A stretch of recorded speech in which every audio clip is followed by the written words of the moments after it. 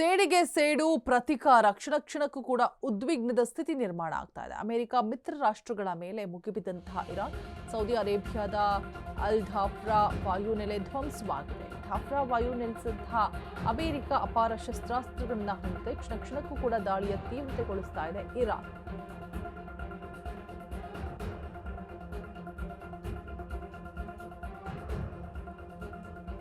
ದಾಳಿಯ ತೀವ್ರತೆ ಕ್ಷಣಕ್ಕೂ ಕೂಡ ಹೆಚ್ಚಾಗ್ತಾ ಇರುವಂಥದ್ದು.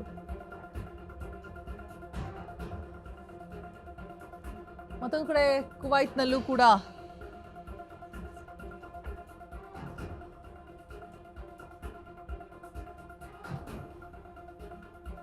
ನೀರಿನ ಹೊರಗೆ ಟ್ಯಾಂಕರ್ನಲ್ಲಿ ಸ್ಫೋಟ ಸಂಭವಿಸಿದೆ ಅಂತ ಹೇಳಲಾಗ್ತಾ ಇದೆ. ಕುವೈತ್ ಬಳಿ ತೈಲ ಟ್ಯಾಂಕರ್ ಸ್ಫೋಟಗೊಂಡ ಘಟನೆಯನ್ನ ನಾವು ವರದಿ ಮಾಡ್ತಿದ್ದೇವೆ. ಮುಬಾರಕ್ ಅಲ್ ಕಬೀರ್ ಬಂದರಿನಿಂದ 60 ಕಿಲೋಮೀಟರ್ ಇದೆ, ಅಂದ್ರೆ 37 ಮೈಲಿಗಳು ದೂರದಲ್ಲಿ ಪ್ರಾದೇಶಿಕ ನೀರಿನ ಹೊರಗೆ ಈ ಘಟನೆ ನಡೆದಿದೆ ಅಂತ ಹೇಳ್ಬಿಟ್ಟು ದೇಶದ ಆಂತರಿಕ ಸಚಿವಾಲಯ ಹೇಳುತ್ತೆ.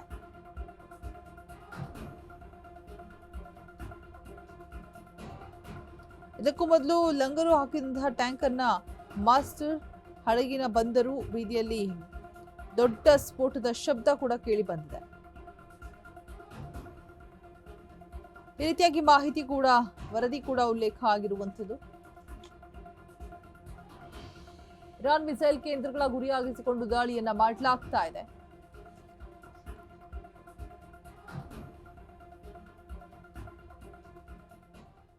ಒಂದು ಪ್ರದೇಶದಿಂದ ಸಣ್ಣ ನೌಕೆಯನ್ನ ಹೊರಡೋದು ಅಂತ ಅಂದ್ರೆ ಅದನ್ನ ಗಮನಿಸಿದ್ದಾಗಿಯೂ ಕೂಡ ತಿಳಿಸಿದ್ರು ಅಂತ ಹೇಳ್ಬಿಟ್ಟು UKMTAO ತಿಳಿಸಿದ್ದಾರೆ. ಕೂಡ ಎಲ್ಲವೂ ಕೂಡ ಗಮನದಲ್ಲಿ ಇರುತ್ತೆ, ಏನೇ ಆದರೂ ಹೋದ್ರು ಅನ್ನುವಂತಹ ವಿಚಾರ.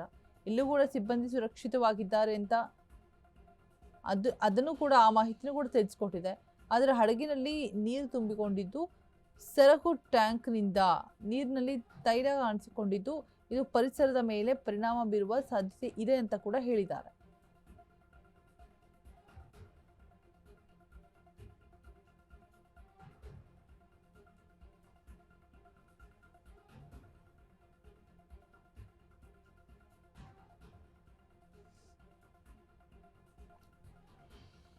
ಸೇಡಿಗೆ ಸೇಡು ಪ್ರತಿಕಾರಕ್ಕೆ ಪ್ರತಿಕಾರ ಅನ್ನೋ ರೀತಿ ಈಗ ಫೈಟಿಂಗ್ ಶುರುವಾಗಿರುವಂಥದ್ದು. ಯುದ್ಧದ ಭೀಕರತೆ, ಯುದ್ಧದ ತೀವ್ರತೆ ದಿನೇ ದಿನೇ ಹೆಚ್ಚಾಗ್ತಾ ಇದೆ ಕೂಡ.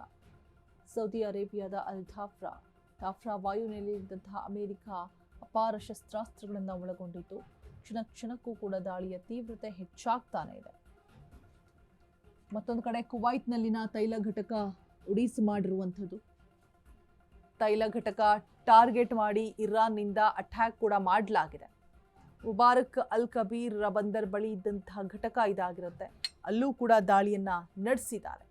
ಅಲ್ ಕಬೀರ್ ಬಂದರ್ನಲ್ಲಿದ್ದಂತಹ ಹಡಗುಗಳನ್ನು ಕೂಡ ಧ್ವಂಸ ಮಾಡಲಾಗಿದೆ.